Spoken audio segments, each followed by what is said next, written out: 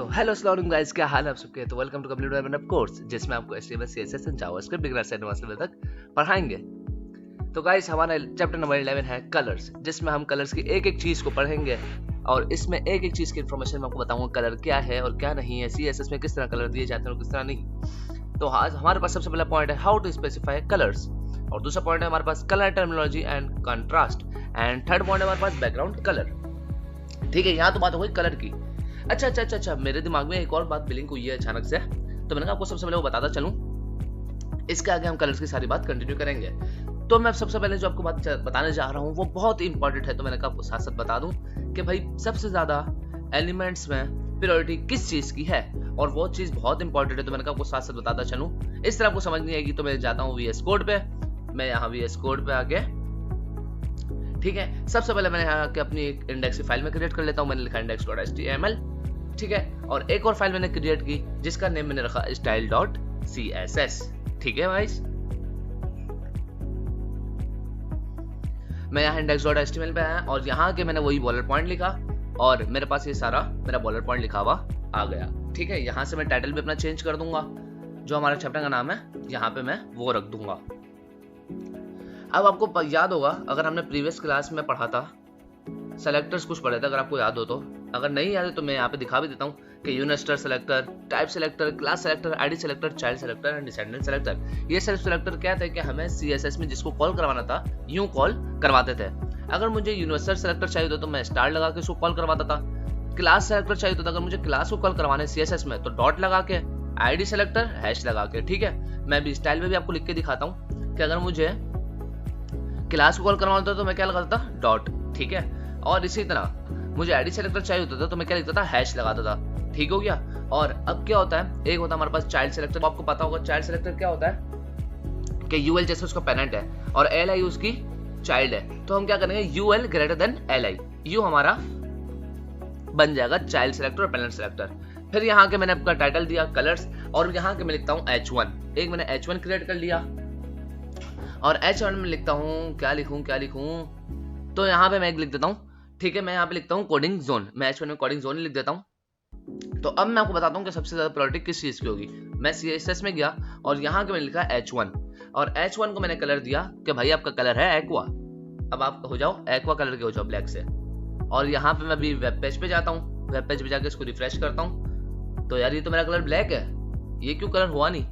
अरे भाइयों को मसला नहीं है, एक चीज तो हमने की नहीं है, इंडेक्स की फाइल में हमने लिंक करवाया है CSS की फाइल को, तो कोई मसला नहीं है। अभी मैं लिंक करवा देता हूँ अपनी CSS की फाइल को यहाँ पे style.css। तो कभी कभी भूल जाता हूँ, कोई मसले की बात नहीं है, आप लोग को ये याद रखना है। अब मैं यहाँ के इसको रिफ्रेश करता हूँ, तो अब जरा आप देखना इसका कलर हो जाएगा एक्वा। ठीक है, इसका कलर हो गया एक्वा। अब मैं वहाँ पे CSS पे आता हूँ। अब आपको ये बात पता है कि CSS जो हमारे पास वर्क करती है वो क्या वर्क करती है, टॉप टू बॉटम वर्क करती है। कैस्केडिंग स्टाइलिंग शीट का मतलब यही है, टॉप टू बॉटम वर्क करना। ठीक है, हमारे पास एक ही HTML में था H1, उसको मैंने कॉल करवाया, उसका कलर दे दिया मैंने एक्वा। अब वापस मैं H1 को कॉल करवाऊंगा नीचे, अगेन मैंने H1 को कॉल करवाया और अब मैंने इसको बोला भाई आपका कलर है ब्लू, तो वो क्या करेगा, सर आप बोलेंगे सर जाहिर सी बात है अपना कलर ब्लू कर लेगा। क्यों? क्योंकि CSS हमारे पास क्या वर्क करती है, टॉप टू बॉटम। ठीक है, इसने हमारा कलर कर लिया ब्लू। यहाँ भी बात हो गई सही है हमारी, यहाँ भी कोई इतनी लॉजिक साइंस नहीं है, हमने ये भी सही कर लिया। अब यहाँ पे मैं आता हूँ index.html में, और यहाँ के अब जो प्रायोरिटी की बात मैं करने जा रहा हूँ, अब वो मेन बात है। मैं index.html की फाइल में आऊंगा, मैं H1 में आया, मैंने आपको बोला H1 आपकी क्लास जो है वो है क्या है, कलर चेंज। ठीक है, मैंने इसको यहाँ पे बोल दिया कलर चेंज है आपकी क्लास। सही है, अब देखना क्या होता है, H1 का एलिमेंट हमारे पास कलर चेंज है, मैंने कलर चेंज को कॉपी किया और style.css में आके मैंने डॉट लिखा, क्योंकि क्लास को हम किससे कॉल करवाते हैं, डॉट से। डॉट लिखा और मैंने लिखा कलर चेंज।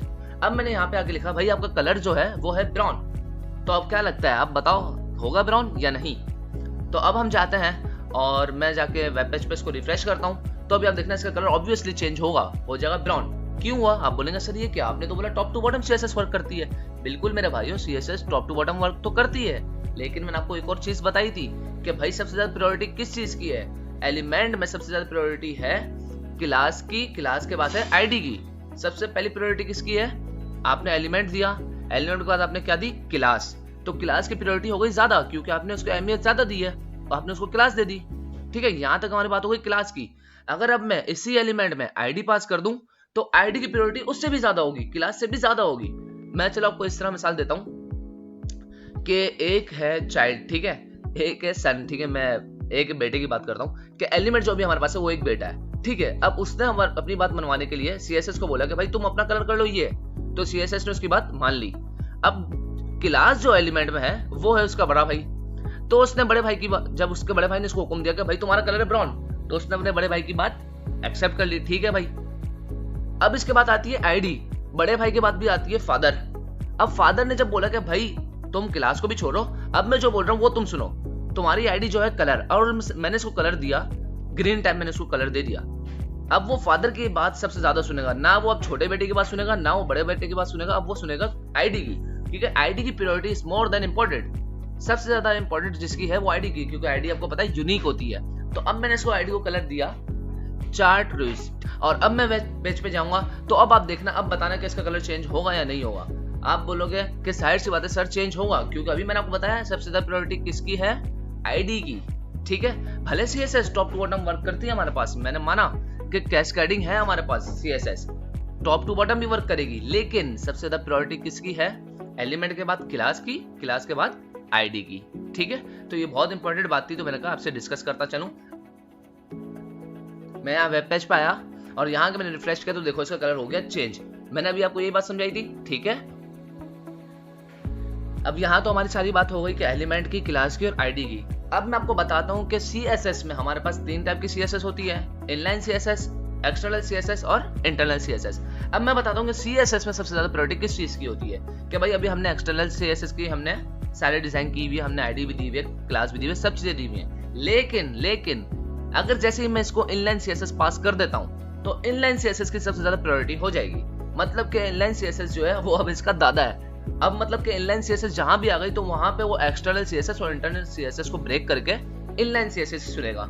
यहाँ पे आईडी तो मैंने दी हुई है, सब चीजें दी हुई है। अब मैं यहाँ के इनलाइन सीएसएस दूंगा और मैंने यहाँ के लिखा स्टाइल का टैग मैंने लिखा, और यहाँ मैंने इसको बोला आपका कलर है बिस्कुट टाइप, मैंने इसको दे दिया कोई कलर, ठीक है। मैंने इसको बोला आपका कलर है बिस्कुट, तो वो क्या करेगा, अब वो ना आईडी को देखेगा, ना वो क्लास को देखेगा, ना वो किसी चीज को देखेगा, उसने अपना कलर क्या कर लिया। तो यहाँ के मैंने इसको क्या दी थी बिस्कुट, तो उसने सबसे पहले एक्सेप्ट कर लिया इनलाइन सीएसएस को, बाकी सबको उसने क्या कर दिया ओवरराइड। तो ठीक है भाई, उम्मीद है ये चीज आपको समझ आ गई होगी। आई होप मैंने बहुत अच्छी तरीके से समझाने की कोशिश की, आपको समझ आ गया होगा। नहीं भी समझ आएगा तो कोई इतनी मुश्किल की बात नहीं है, आपको आगे समझ आ जाएगा, ठीक है। कलर्स पे आ चुके हैं, अब हम आगे चलते हैं। हमारे पास बहुत चीजें कलर में, हमें सारी चीजें देखनी है। तो अब कलर, अब हमारे पास कलर कितने टाइप्स के होते हैं। अभी तक तो हम रैंडमली कलर दे रहे थे अपने, जैसे ही मैंने H1 को दिया कोई भी कलर दे दिया, हम कलर को क्या नेम से दे रहे थे। हमारे पास 3 टाइप के कलर होते हैं, मतलब हम कलर 3 टाइप तरीके से दे सकते हैं। एक तो हम नेम से दे सकते हैं, मतलब कलर नेम से रेड ब्लू इस तरह। एक हमारे पास हेक्सा कोड होता है, और एक हमारे पास होता है RGB वैल्यू। RGB का मतलब आपको पता होगा रेड ग्रीन ब्लू। ये 3 कलर वो वाइट कलर हैं जिसको मिला के हम कोई भी कलर बना सकते हैं। रेड ग्रीन ब्लू बहुत इंपॉर्टेंट कलर होते हैं। इसके बाद हमारे पास हेक्सा कोड भी होता है। अगर आपको नहीं पता चलो मैं इधर आके करके भी दिखाता हूँ। मैंने यहाँ पे आया, मैंने ब्लू को हटा दिया अभी कुछ देर के लिए। मैंने यहाँ पे लिखा #FFF,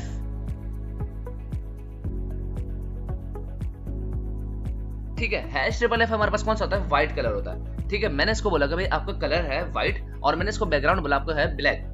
मैंने हैश लिखा और 000 लिख दिया। ये हेक्सा कोड आपको आगे समझ आ जाएगा, मतलब आप जैसे वर्क करते जाएंगे तो ये आपके दिमाग में जो वैल्यू ज्यादा यूज होती हैं वो याद आ जाएंगी। जैसे मुझे पता है कि FFF व्हाइट होता है, 000 ब्लैक होती है, ये सारी वैल्यू, ठीक है। इस तरह हम कलर की ये वैल्यू दे सकते हैं हेक्सा कोड में। इसी तरह हम RGB में भी दे सकते हैं कि भाई आपका रेड जो है वो इतना होना चाहिए, ग्रीन जो है वो इतना होना चाहिए, और ब्लू जो है वो इतना होना चाहिए। तो वो कोई ना कोई कलर मिला के दे देगा।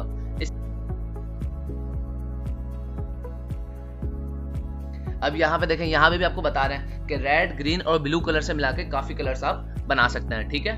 अब नीचे हमारे पास ये आ गई है RGB वैल्यूज, हेक्स वैल्यूज और कलर नेम्स। देखें यहाँ पे इसने दी हुई है RGB क्या दिया हुआ है, उसने रेड के वैल्यू दी है 102, ग्रीन दी हुई है 205 और ब्लू दी हुई है 170। आपको यहाँ पे नजर आ रहा होगा।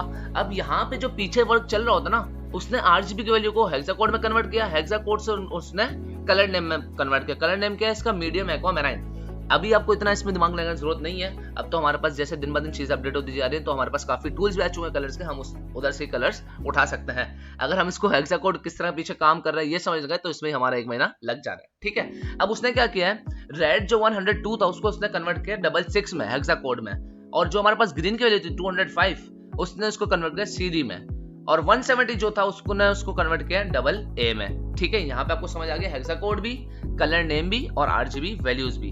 हम तीन चीजों को यहाँ पे VS कोड पे भी अप्लाई करके देख लेते हैं, आप लोगों को टेंशन लेने की जरूरत नहीं है। मैंने यहाँ पे लिखा 66 CDAA। अब यहाँ पे देखें उसने कौन सा कलर दे दिया मुझे, मीडियम एक्वा अराइन, जो हमने वहाँ पे नेम देखा था। हम RGB में वैल्यू देंगे, हेक्सा कोड में भी देंगे, कलर्स नेम में भी देंगे, ताकि हम हर तरीके से कलर्स को समझ सकें। ठीक है, हम किसी भी तरह कलर की वैल्यू दे सकते हैं। इसी तरह हमारे पास होती है हुई, सैचुरेशन एंड ब्राइटनेस। ठीक है, सैचुरेशन होती है जैसे ग्रे कलर जो उसमें ऐड करना, कम करना, ज्यादा करना, और ब्राइटनेस भी हमारे पास होती है अप एंड डाउन करना। ठीक है, ह्यू हमारे पास ये होता है कि कलर बॉक्स हमें VS कोड में ही होता है, मैं आपको दिखाऊंगा। ठीक है, इसके बाद हमारे पास आता है कंट्रास्ट। अब कंट्रास्ट बहुत ही इंपॉर्टेंट चीज होती है हमारे कलर कॉम्बिनेशन को मिलाने के लिए। अब देखें आपका बैकग्राउंड कलर जो है डार्क है, तो उसका आप हमेशा क्या करोगे, उसका फ्रंट कलर, उसका टेक्स्ट कलर जो होगा वो आप रखोगे लाइट, क्योंकि डार्क के साथ लाइट अच्छा लगेगा। अगर मैं एक काम करूं कि भाई मैं उसका बैकग्राउंड भी डार्क रख दूं और कलर भी, उसका फ्रंट का कलर भी उसको मैं डार्क कर दूं, तो भाई आपको कोई चीज नजर ही नहीं आएगी। और अगर मेरा बैकग्राउंड कलर लाइट है तो मैं उस पर कौन सा कलर रखूंगा, टेक्स्ट कलर डार्क रखूंगा। इसको भी बोलते हैं कंट्रास्ट। कंट्रास्ट बहुत इंपॉर्टेंट चीज होती है हमारे कलर कॉम्बिनेशन को देखने के लिए। सही है, इसके बाद हमारे पास आती है ओपेसिटी। ओपेसिटी हमारे पास ब्राइटनेस का वर्क करती है कि भाई आपकी ब्राइटनेस के मतलब हाइट, उसकी ब्राइटनेस कम या ज्यादा, ओपेसिटी हमारे पास ये वर्क करती है। ये सिर्फ कलर के लिए स्पेसिफाई नहीं है, हम किसी भी HTML के एलिमेंट को ओपेसिटी दे सकते हैं। अब मैंने यहाँ किसको बोला कि भाई आपका जो, पहले मैं इसको RGB कलर दे देता हूँ, इसको मैंने यहाँ से एक में हटाया। यहाँ देखें मैं इसका कलर, ये हमारे पास कलर पिकर होता है, यहाँ पे मैंने ऊपर नीचे करके कहीं भी इसका कलर सेट कर दिया। यहाँ पे मैंने समझा इसको ये कलर दे दिया। HSL भी हमारे पास होता है, HWV भी हमारे पास होता है, RGB भी हमारे पास होता है। मैंने इसको RGB में कलर दिया 67, 70 और 69। मैं किसी में भी कलर दे सकता हूँ, कोई मसले की बात नहीं है। रेड हमारे पास 67 है, ग्रीन हमारे 70 और ब्लू हमारे पास 69। तो उसने हमें कौन सा कलर बना के दे दिया, ये वाला ग्रे टाइप का हमें उसने कलर बना के दे दिया है। और यह हमारे पास कलर पिकर होता है, इसको यहाँ से ऊपर नीचे करके अपना कलर भी सेट कर सकते हैं। ये हमारे पास VS कोड में हमारे पास इजी होता है कि भाई हम कोई भी कलर सेलेक्ट कर सकते हैं। ठीक है, ये हमारे पास कलर पिकर था। मैंने क्या किया, अब मैं ID पे आता हूँ, क्योंकि मेरे पास ID उधर चली हुई है। ठीक है, वेब पेज पे ID की प्रायोरिटी थी, हमने अभी इनलाइन CSS को बंद कर दिया। ठीक है, मैं एक्सटर्नल CSS पे काम कर रहा हूँ। मैंने यहाँ इसको बोला कि भाई आपकी ओपेसिटी है वो है 0। ओपेसिटी की रेंज मेरे पास कहाँ से कहाँ तक होती है, 0 to 1 तक। अगर मैंने इसकी ओपेसिटी 0 दे दी, तो ओपेसिटी 0 देने का मतलब ये है कि आपकी ब्राइटनेस बिल्कुल ही कम है, आप गायब हो जाएगा। अब देखना ये ग्रीन हमारे पास शो हो रहा है, मैं जैसे इसको रिफ्रेश करूंगा, अभी आप चेक करना ये हो जाएगा गायब। ठीक है, रिफ्रेश कर देखो ये हो गया गायब, क्योंकि मैंने इसकी ओपेसिटी 0 कर दी। अब जिस तरह मैं इसकी ओपेसिटी बढ़ाता रहूंगा वो उसका कलर बढ़ता ही रहेगा। मैंने इसको बोला 0.2 आपकी ओपेसिटी, तो अभी चेक करना चाहिए, थोड़ा सा लाइट नजर आएगा मेरे पास, देखो लाइट नजर आ रहा है। अब मैं इसको आपकी ओपेसिटी 0.5 है, तो ये फिर थोड़ा सा डार्क नजर आएगा। रिफ्रेश किया, ये हो गया डार्क। अब जैसे ही इसकी ओपेसिटी मैंने 1 कर दी, तो अभी आप चेक करना ये हो जाएगी फुल। जो उसकी ओपेसिटी होती है वो होती है 1। ठीक है, डिफॉल्ट इसकी 1 ही होती है। अब हम इसकी ओपेसिटी कम ज्यादा भी कर सकते हैं। ठीक है, इसी तरह हमारे पास होती है RGBA कि भाई अगर आपको ओपेसिटी नहीं देनी, ओपेसिटी की प्रॉपर्टी और वैल्यू नहीं देनी, तो RGB कलर के साथ ही आप A दे दो, A फॉर अल्फा। इन्होंने ये कलर के साथ A को अटैच कर दिया, RGB के साथ A को अटैच कर दिया कि भाई आप कोई भी आपने कलर दिया हुआ है, ओपेसिटी तो पूरी एलिमेंट पे काम कर रहा था, RGBA जो है वो सिर्फ कलर पे काम करेगा। मतलब कि मैं आपको करके दिखाता हूँ मेरी RGBA की जो वैल्यू थी। ठीक है, मैं यहाँ के पहले इसको RGB में वैल्यू दे देता हूँ। ठीक है, मैंने RGB लिखा और मैंने कोई भी इसको दे दिया, मैंने कोई भी वैल्यू उसको दे दी। मैंने कहा रेड जो है वो है मेरे पास 20, और मैंने इसको बोला आपकी जो ग्रीन है वो है 30, और मैंने ब्लू उसको दे दिया, और मैंने कहा ब्लू आपका 47। तो इसने मुझे इस टाइप का कोई कलर बना के दे दिया है। अब मैं इसको क्या करूंगा, अब आपने देखा है कि RGB के साथ क्या है, पहले तो ये मेरे पास ये कलर बन चुका, आप देख लो। ठीक है, अब मैंने इसको क्या बोला कि भाई RGB के साथ मैंने लगा दिया A। अब जैसे मैंने A लगाया ना, तो अब मुझे कॉमा लगा के यहाँ पे A की वैल्यू भी देनी पड़ेगी। A की वैल्यू भी अल्फा भी क्या हमारे पास होगी, रेड 20, 30 हमारे पास ग्रीन है, और B हमारे पास 47 है। अब इसकी भी अल्फा भी क्या होगी, 0 से 1 तक रेंज। मैंने इसको 0.2 दी, तो अब जरा चेक करना, ये बिल्कुल लाइट कलर हो गया क्योंकि मैंने इसकी ओपेसिटी क्या कर दी, कम। अल्फा भी हमारे पास ओपेसिटी वाला ही वर्क करता है। अगर हमें ओपेसिटी की अलग से वैल्यू नहीं देनी तो हम RGB के साथ A लगा सकते हैं। ठीक है, मैंने यहाँ पे 1 दे दी, तो अभी देखना उसकी फुल डार्क हो जाएगा, फुल हो जाएगी अमाउंट। ठीक है, तो RGB ये था हमारे पास, RGBA ओपेसिटी हमारे पास ये था। अब हमारे पास होता है HSL कलर्स। ये आप देखो यहाँ पे शो हो रहा है HSL। HSL means H for hue, S for saturation, L for lightness. मतलब जो हमारी पहली जो H ह्यू होगी वो हम दे सकते हैं 0 to 360 डिग्री तक, हम उसको पहली वैल्यू देंगे। जो हमारे पास सैचुरेशन होगी वो हमेशा हम देंगे परसेंटेज में, और हमारे पास लाइटनेस जो होगी वो हम उसको देंगे परसेंटेज में। हमारे पास 2 वैल्यू परसेंटेज में होंगी और 1 वैल्यू डिग्री में होगी। ठीक है, हम HSL में भी वैल्यू देख के देख लेते हैं। तो यहाँ पे देखो HSL एंड HSLA। ठीक है, यहाँ पे भी इन्होंने यही बात की कि मतलब RGB जो था, RGB था और एक हमारे पास था RGBA। हम HSL में भी A लगा के उसकी ओपेसिटी को कम ज्यादा कर सकते हैं। तो उम्मीद है आपको ये भी समझ आ गया होगा। ये देखें यहाँ पे बता रहा है कि सैचुरेशन जो है वो this is express as a percentage. Saturation आप क्या करोगे, परसेंटेज से एक्सप्रेस करोगे। और लाइटनेस का भी यही है कि 0% to begin white, 50% begin normal and 100% begin black. Lightness का बता रहा है कि आप 0% जब दोगे तो वो व्हाइट की तरह रिएक्ट करेगा, 50% पे वो नॉर्मल रिएक्ट करेगा, 100% वो लाइटनेस ब्लैक रिएक्ट करेगा। ठीक है, हम HSL को भी यहाँ पे VS कोड पे करके देख लेते हैं। मैं यहाँ VS कोड पे आया, यहाँ मैंने कलर चेंज को एक बार हटा के HSL दे दिया। यहाँ पे मेरे पास आ गया ह्यू, सैचुरेशन एंड लाइटनेस। मैंने HSL को बोला कि भाई आपकी जो पहली वैल्यू है वो है 30, इसके बाद मैंने परसेंटेज में दिया, मैंने कहा 100%, एंड लाइटनेस भी मैंने इसको दे दी 90%। ठीक है, तो मेरे पास कुछ इस तरह का कलर बन के आ चुका, आपको नजर आ रहा होगा। तो आपने देखा हमने कितने तरीके से कलर दिए, HSL से हमने कलर दे दिया, हमने RGB से कलर दे दिया। उम्मीद है आपको सारे कलर समझ आ रहे होंगे।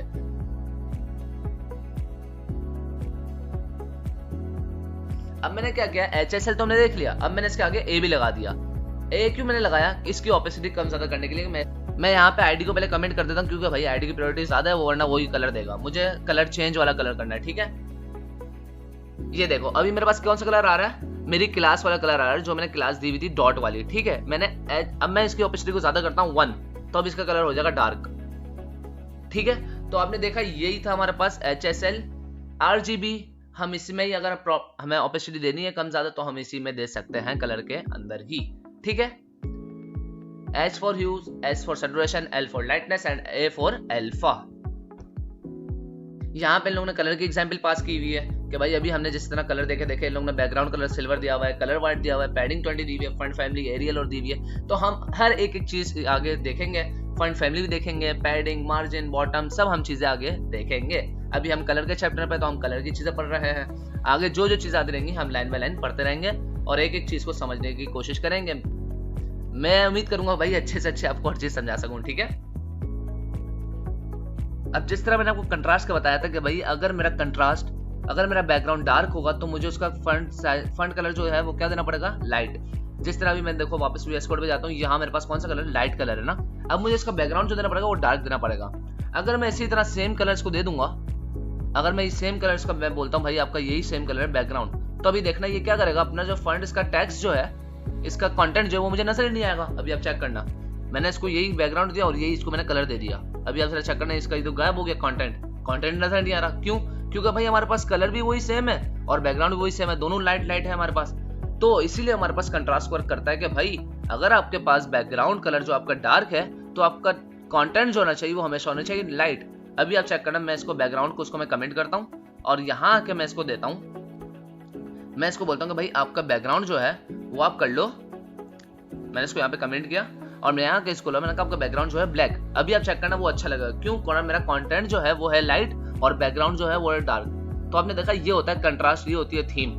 ये थोड़ा सा मुझे अच्छा लग रहा है कि यार मेरा फंड का कलर जो है वो लाइट है और बैकग्राउंड डार्क है, तो कंट्रास्ट इस तरह हमारे पास होता है। ठीक है, तो हमने देख लिया कलर किस तरह दिए जाते हैं, हमने HSL में देख लिया, हमने RGB में देख लिया, हमने कलर नेम से देख लिया, आपको पता चल गया कलर किस तरह दिए जाते हैं। हमने फिर इसके अलावा प्रायोरिटी की बात की कि किसकी प्रायोरिटी किससे ज्यादा होती है, क्लास की, ID की, यूनिवर्सल सिलेक्टर की, हमने सारी चीजें डिफाइन की हैं। आपको उम्मीद है समझ आ गया होगा, आई होप आपको समझ आ गया होगा। और अगर समझ नहीं भी आया तो टेंशन नहीं, कोई बात नहीं है, आगे आपको हर एक चीज समझ आ जाएगी। तो अभी के लिए मुझे इजाजत दीजिए, मिलते हैं नेक्स्ट वीडियो में। टेक केयर, अल्लाह हाफिज।